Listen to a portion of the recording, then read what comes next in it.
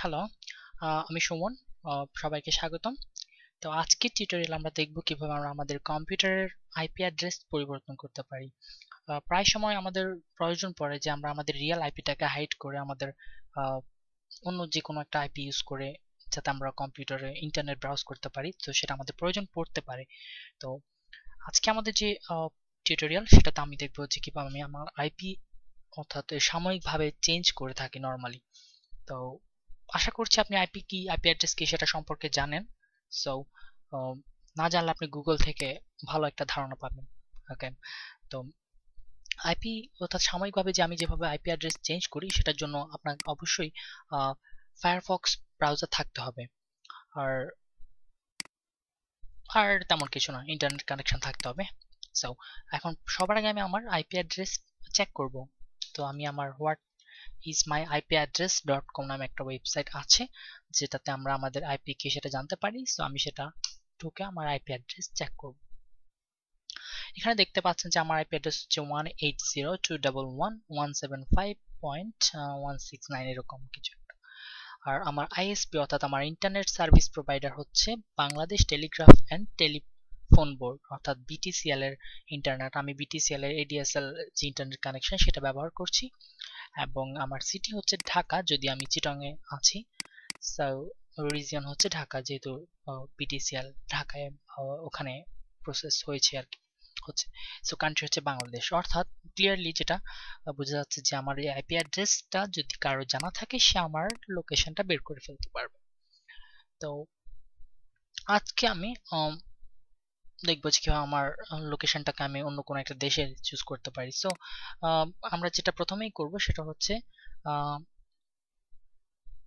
Proxy port লিখে আমরা গুগলে সার্চ করব। প্রক্সি পোর্ট লিখে অর্থাৎ আপনি google.com এ গিয়ে সার্চ করতে পারেন অথবা সরাসরি ব্রাউজারে প্রক্সি পোর্ট লিখলেও হবে আপনার যদি মজিলা ফায়ারফক্স থাকে। থাকতেই হবে কারণ আপনি এই টিউটোরিয়ালটা দেখছেন যেহেতু আপনাকে থাকতে হবে। সো এটাতে আমরা প্রথমে যে রেজাল্টটা আসবে যে hidemys.com/proxy-list যে লিঙ্ক, এটাতে আমরা প্রবেশ করব। সো লিঙ্কটা আমি আমার এখানে বুকমার্ক করে রেখেছি, বুকমার্ক করে নিতে পারেন আপনি কন্ট্রোল-D চেপে অথবা এটাকে ধরে এনে এখানে ফেলে। সো এখানে গেলে আপনি দেখতে পাবেন অনেকগুলো আইপি অ্যাড্রেস দেখতে পাচ্ছেন এখানে যে বাম পাশে। সো এখানে 15 সেকেন্ড আগে ব্রাজিলের একটা আইপি আপডেট হয়েছে। আইপি গুলো কিন্তু নিয়মিত আপডেট হতে থাকে, অর্থাৎ একটা আইপি আপনি চেঞ্জ করেছেন যেটা আপনি সারা জীবন ইউজ করতে পারবেন এরকম না। আইপি গুলো কনস্ট্যান্টলি চেঞ্জ হতে থাকে, অর্থাৎ এটা হয়তো 1 ঘন্টা 2 ঘন্টার জন্য অ্যাভেলেবেল, এটা হয়তো আবার মোটেও অ্যাভেলেবেল থাকে না। এটা আবার ধরেন 5 মিনিটের জন্য ছিল এরকম, সবগুলোই কাজ করবে এরকম না। সো এটা এখানে লিস্টটা দেখতে পাচ্ছেন আর কি। তো সবচেয়ে মজার ব্যাপার হচ্ছে কি আমরা যদি যখন সফটওয়্যার দিয়ে আইপি চেঞ্জ করি আল্ট্রাসার্চ কিংবা অটোমেটিক্যালি যে অ্যানোনিমাস আইপি সিলেক্ট করে সেগুলো দিয়ে করলে আমরা কান্ট্রি সিলেক্টেড যে ইয়াটা বাধ্যবাধকতা যেটা সেটা আমরা ফেস করতে হয় আমাদেরকে। যেমন কিছুদিন আগে কানাডাতে অবস্থিত আমার এক ফ্রেন্ড আমার একটা মানে ই কারেন্সি অ্যাকাউন্টে ঢুকতে গেলে আমার অ্যাকাউন্টটাও ব্লক করে দেয় এবং তাকে যে নোটিশ দেয় যে কানাডাতে এই সার্ভিসটা দেয় না। তো আমার কিন্তু তাকে ঢুকাতেই হতো। সো সে কারণে আমি এখান থেকে বাংলাদেশের একটা আইপি চুজ করে তাকে দিলাম এবং সে আমার আইপি চেঞ্জ করলো এবং তার নিজের আইপি চেঞ্জ করলো এবং সে আমার সাইটে ঢুকে পড়ে আমার এটা কাজটা সেরেছিল আর কি। সো আমি এটা বললাম যে কারণ আমাদের দরকার হতে পারে যে কান্ট্রি সিলেক্ট করাটা, সো এই পদ্ধতিতে কিন্তু কাজে আসবে। সো আমরা এখানে আমাদের কান্ট্রিটা সিলেক্ট করতে পারি, যেমন আমি ধরুন ব্রাজিল এবং ভেনেজুয়েলা দুটোর একসাথে আইপি দেখতে চাচ্ছি। অল দিলে কিন্তু আপনার এখানে সব দেশের রেজাল্ট আসবে এবং এখানে অল পোর্টস বাকিটা যেরকম আছে সেটাই রেখে দিব। স্পিডটা আমাদের বেশি দরকার, স্লো স্পিড আমাদের দরকার নেই।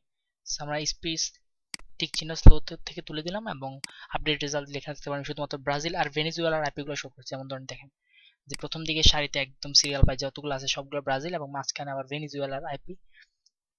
তো আমি ব্রাজিলের যে কোনো একটা আইপি সিলেক্ট করি, যেমন এই আইপিটা আমার পছন্দ হয়েছে 200.19108.105। সো আমি এটাকে কপি করব। আমি বলেছি যে আপনার অবশ্যই মজিলা ফায়ারফক্স থাকতে হবে এবং আইপিটা হচ্ছে 3128, আপনাকে এই দুইটা মনে রাখতে হবে। আর এখানে যে বারগুলো দেখতে পাচ্ছেন যে স্পিড স্পিড যদি মানে কম হয় দেখতে পাচ্ছেন যেটা মিডিয়াম, আর কম যেরকম এটা একটু বেশি কম, তো এগুলো ইয়েলো হচ্ছে। আর এখানে অ্যানোনিমিটি যে লেভেল সেটা হচ্ছে মিন্স আই গেস হাইডনেস বা কিছু একটা থাকতে পারে, এটা সম্পর্কে আমার তত আইডিয়া নেই। আর এইচটিটিপিএস মিন্স হচ্ছে আপনার একটা সিকিউর লাইন সাপোর্ট করবে। আর হাই কে অর্থাৎ অ্যানোনিমিটি ভালো, সো আমি এটাই চুজ করলাম, এটা আমার কাছে ভালো লেগেছে। এটাও হতে পারতো 187.161.41, এটাও হতে পারতো। আমি এটা যেটা পেলাম এটাই দিয়ে করি।